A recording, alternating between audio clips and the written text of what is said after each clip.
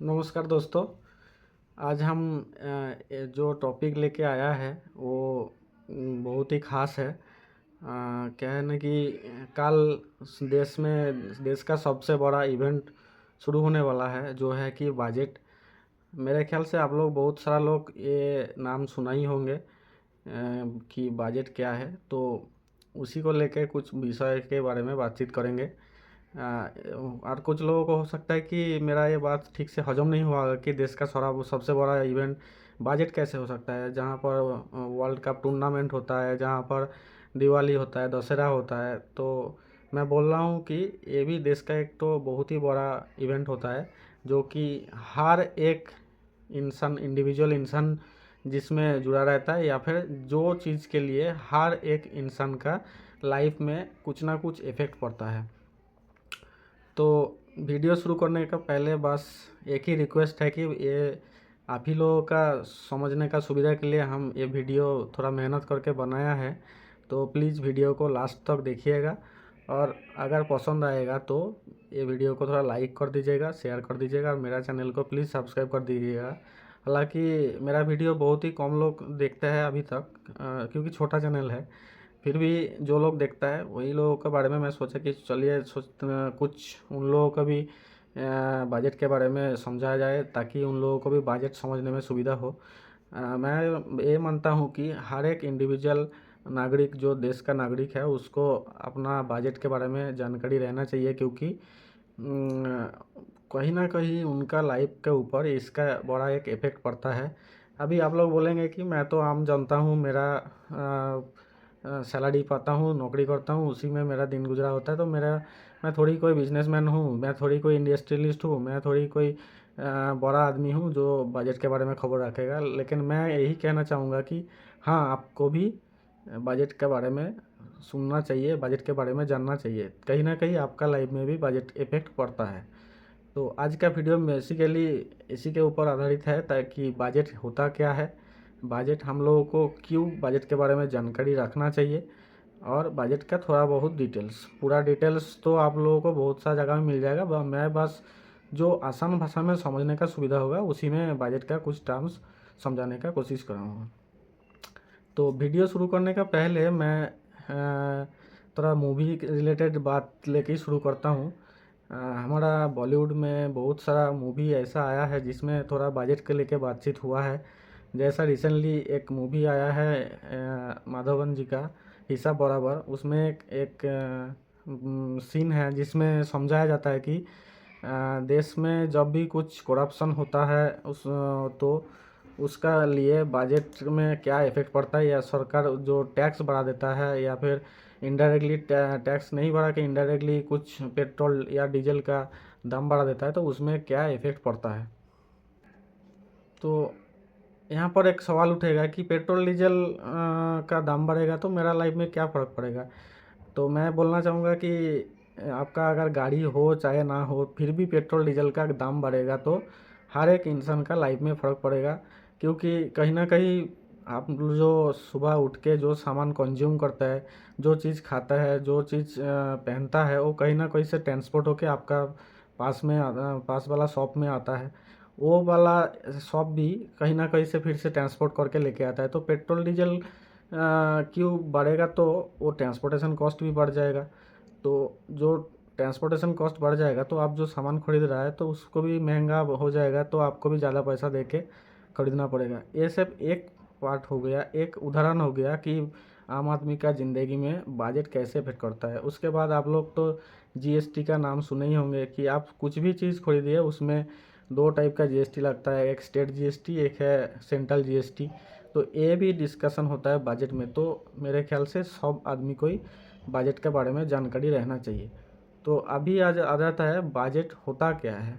जैसा बजट क्या है ना कि पहले आप अपना घर का बारे में बातचीत कीजिए, घर का जो इंफ्रास्ट्रक्चर है उसी में समझिए, तो आपको बजट का क्या मतलब अच्छे से समझ में आ जाएगा। जैसे कि मान लीजिए आप घर का अर्निंग मेंबर है, तो आप सैलरी जो पाए उसके बाद आप अपना महीने का हिसाब करने बैठे कि मैं इतना सैलरी पाया और मेरा घर का इतना जो मेरा ऊपर निर्भर करता है इतना मेंबर है, तो जैसा बेटा का स्कूल का फीस, बेटी का डांस क्लास का फीस देना है, माँ बाप का लिए उसका जो मेडिसिन खर्चा है ये सब भी देना है, बीवी के लिए कुछ कपड़ा खरीदना है जो 2-3 महीने से नहीं कर पाए, इस पर देना पड़ेगा। तो ये जो हम लोग हिसाब किताब करता है यही होता है बेसिकली बजट। तो हम लोग मिडिल क्लास आदमी हैं, हम लोग महीना भर का बजट बनाता है। और जो गवर्नमेंट जो बजट बनाता है वो क्या होता है ना कि पूरा साल भर का खर्चा का हिसाब किताब करता है और कितना इनकम होता है उसका साल भर का हिसाब बनाया जाता है। तो बेसिकली यही होता है बजट। और एक चीज़ हम बोलना चाहेंगे, आप लोग बहुत लोग जानते होंगे कि हर साल 1 फरवरी का तारीख में बजट पेश किया जाता है जो फिक्स डेट है। लेकिन कुछ लोग अवेयर होंगे कि पिछला साल जो 2024 में 2 बार बजट आया था, एक बार फरवरी में आया था और एक बार अगस्त महीना में आया था। तो ऐसा क्यों होता है ना, जबकि जब भी जनरल इलेक्शन होता है यानी कि मतलब जो देश का पीएम जब चुनाव होता है उस इलेक्शन में 2 बार बजट होता है। जो फरवरी में पेश किया जाता है उसको बोलता है इंटरिम बजट, जिसका वैलिडिटी सिर्फ 2-3 महीने के लिए रहता है, ताकि जब भी नया प्रधानमंत्री चुनाव हो जाता है तो फिर से एक मतलब कंप्लीट बजट पेश किया जाता है जिसको बोलता है यूनियन बजट, जैसे इस बार अगस्त महीना में हुआ था। ऐसे नॉर्मली जिस साल चुनाव नहीं होता है उस बार सिर्फ एक ही बार बजट पेश होता है 1 फरवरी को, जिसको यूनियन बजट बोला जाता है। तो ये बजट बनाता कैसा है ना, बजट का बनाने के लिए प्रोसेस एक लंबा चौड़ा प्रोसेस होता है। फर्स्ट क्या होता है ना कि हमारा जो देश का संविधान है उसका 112 जो अनुच्छेद है उसका हिसाब से एनुअल फिनेंशियल स्टेटमेंट का हिसाब से बजट संसद में तैयार किया जाता है, जिसके लिए पहले फिनेंस मिनिस्ट्री के पास सारा के सारा डिपार्टमेंट अपना जो है डिमांड्स क्या चाहिए क्या नहीं चाहिए, या फिर पिछला साल कितना उन लोगों को अलॉट किया गया था उसका क्या खर्चा हुआ है, किसी को खर्चा ज़्यादा हो गया किसी को कम हो गया, ये सब हिसाब किताब दिया जाता है। मान लीजिए किसी को 100 रुपया दिया है किसी डिपार्टमेंट को, तो उन्होंने जो खर्चा किया वो 100 रुपया की जगह 110 रुपया हो गया, तो उसका भी हिसाब लिया जाता है कि 10 रुपया ज़्यादा हो गया है। या फिर किसी डिपार्टमेंट को 100 रुपया दिया है, उन्होंने पूरा काम 90 रुपया में कर दिया, तो उनके पास अभी 10 रुपया का हिसाब बचा हुआ है, मतलब 10 रुपया उन्होंने सेव किया है। या फिर ऐसा कुछ डिपार्टमेंट है जिनको इन्वेस्टमेंट करने के लिए 100 रुपया दिया गया था, वो उसमें इन्वेस्ट करके 100 रुपया को 120 रुपया बनाया, मतलब 20 रुपया का प्रॉफिट हुआ। ये सब हिसाब किताब बजट बनाने का पहले सारा का सारा डिपार्टमेंट से लिया जाता है, और उनसे उनका जो अपना कुछ अगर रिक्वायरमेंट है वो भी पूछा जाता है। तो ये हो गया फर्स्ट पार्ट। इसके बाद सिर्फ यही नहीं, सिर्फ ऐसा नहीं कि सिर्फ अपना मिनिस्ट्री के अंदर में ही सबको पूछताछ करके आपस में बातचीत करके बजट बना दिया।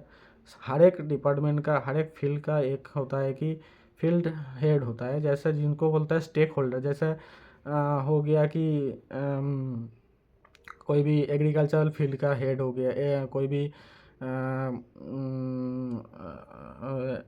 मतलब कंज्यूमर डिपार्टमेंट का हेड, मतलब जो सेक्टर का हेड हो गया।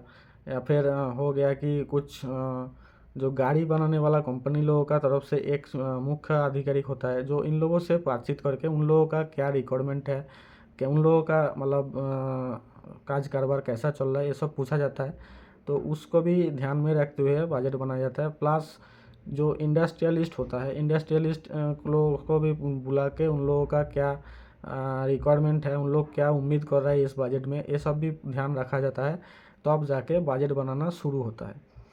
तो इसके बाद ये जो बजट होता है ये लोकसभा में पेश किया जाता है, पेश करते हैं अपना जो फिनेंस मिनिस्टर है, अभी जैसा अभी निर्मला सीतारमण जी है, उन्होंने लोकसभा में पेश करते हैं।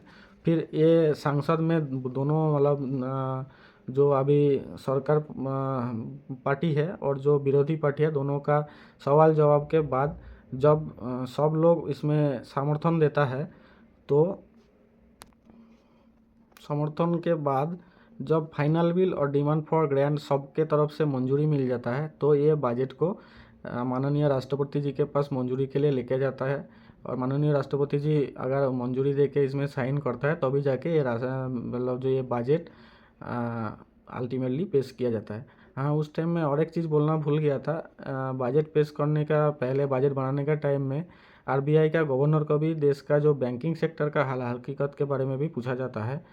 तो ये सब का मिला जुला एक बड़ा जो काज कारोबार है, ये बजट बनाने का टाइम में असरदार होता है या फिर एप्लीकेबल होता है। तो ये हो गया बजट बनाने का प्रोसीड्योर। अभी बातचीत करेंगे कि कंपोनेंट्स ऑफ बजट, मतलब बजट में क्या क्या चीज़ बारे में बातचीत किया जाता है, मतलब बजट का कंपोनेंट क्या क्या होता है। तो पहले आ जाता है फर्स्ट जो टर्म आता है वो है रेवेन्यू बजट। रेवेन्यू बजट मतलब आप लोग समझ रहे हैं ना कि मतलब सरकार का जो मेन जो रेवेन्यू मतलब आय आमदनी या रफ्तानी ये सब का बारे में हिसाब किताब दिया जाता है, जिसको बोलता है रेवेन्यू बजट। रेवेन्यू बजट का दो पार्ट है, एक है रेवेन्यू रिसिप्ट और रेवेन्यू एक्सपेंडिचर। रेवेन्यू रिसिप्ट दो टाइप में आता है, एक है कि डायरेक्ट टैक्स रेवेन्यू, जैसे कि आप गवर्नमेंट जो टैक्स स्लैब बनाया है आम आदमी के लिए और कॉरपोरेट के लिए, उन लोगों से जो डायरेक्ट टैक्स आता है ये एक टाइप का रेवेन्यू बन गया, जिसको टैक्स रेवेन्यू बोलता है। और नॉन टैक्स रेवेन्यू मतलब मान लीजिए सरकार ने किसी जगह कुछ इन्वेस्टमेंट किया है, सरकार को किसी जगह में किसी को लोन दिया था, वो उसके साथ चुकता किया है, या फिर गवर्नमेंट का सेक्टर का जितना मतलब गवर्नमेंट का जितना कंपनी है उनके तरफ से जो प्रॉफिट हुआ है, ये होता है नॉन टैक्स रेवेन्यू। तो ये सब जो आ रहा है ये हो गया रेवेन्यू रिसिप्ट। और रेवेन्यू एक्सपेंडिचर क्या होता है ना, जो ये सब खर्चा मतलब जो सेक्टर को चलाने के लिए जो एम्प्लॉय लोगों को सैलरी देना पड़ता है या पेंशन देना पड़ता है या इंफ्रास्ट्रक्चर चलाने के लिए जो जो खर्चा होता है, इलेक्ट्रिक बिल, ये सब हो गया रेवेन्यू एक्सपेंडिचर। तो ये सब मिला के जो फर्स्ट पार्ट होता है वो है रेवेन्यू बजट। इसके बाद आता है कैपिटल बजट। इसमें डिटेल्स में समझाया जाता है जो गवर्नमेंट जितना एसेट है उनसे हमारा जो गवर्नमेंट को इनकम होता है और वो गवर्नमेंट एसेट को मेंटेन करने के लिए जो खर्चा होता है उसके बारे में डिटेल्स से समझाना जाता है, जिसको बोलता है कैपिटल बजट। तो ये कैपिटल बजट में एक टर्म आता है जिसको बोलते हैं फिस्कल डिफिसिट। फिस्कल डिफिसिट क्या है ना, जो टोटल एक्सपेंडिचर से टोटल रेवेन्यू माइनस होने से जितना आता है इसको बोलता है फिस्कल डिफिसिट। जो देश का फिस्कल डिफिसिट जितना ज़्यादा है वो देश को माना जाता है कि फिनेंशियली स्ट्रॉन्ग नहीं है।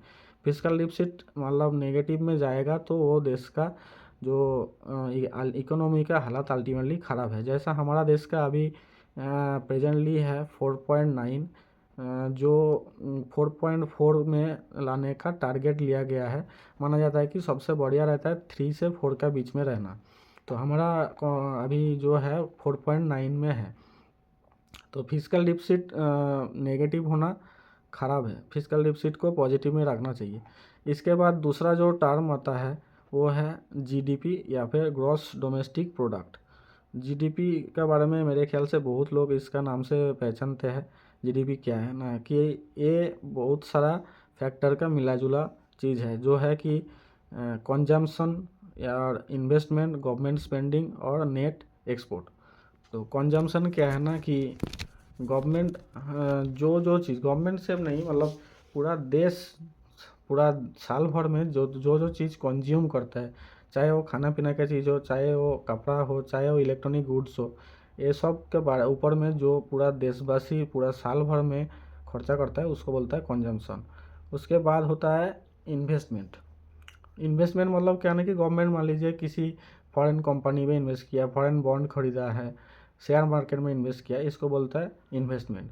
और गवर्नमेंट स्पेंडिंग क्या है ना, गवर्नमेंट स्पेंडिंग क्या है कि मान लीजिए कोई भी इंफ्रास्ट्रक्चर बनाने के लिए, रोड बनाने के लिए या फिर नया कुछ कंपनी को मतलब जो गवर्नमेंट कंपनी है, गवर्नमेंट सेक्टर है, उसको आगे बढ़ाने के लिए जो खर्चा किया है उसको बोलता है गवर्नमेंट स्पेंडिंग।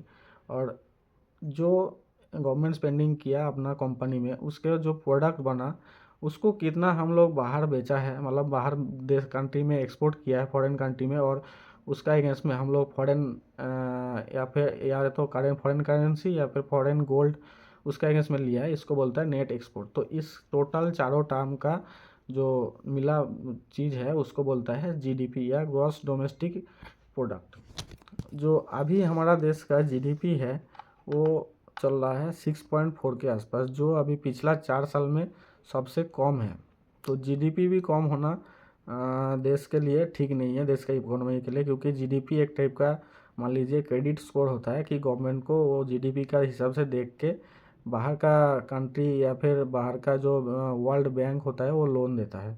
तो जीडीपी की स्कोर थोड़ा ज़्यादा होना ठीक है, जैसा कि अभी का जो जीडीपी ग्रोथ है वो 6.4 के आसपास है, जो आज से 4 साल पहले सबसे मतलब 4 साल पहले था 8.4 के आसपास, तो 4 साल में सबसे कम जीडीपी है।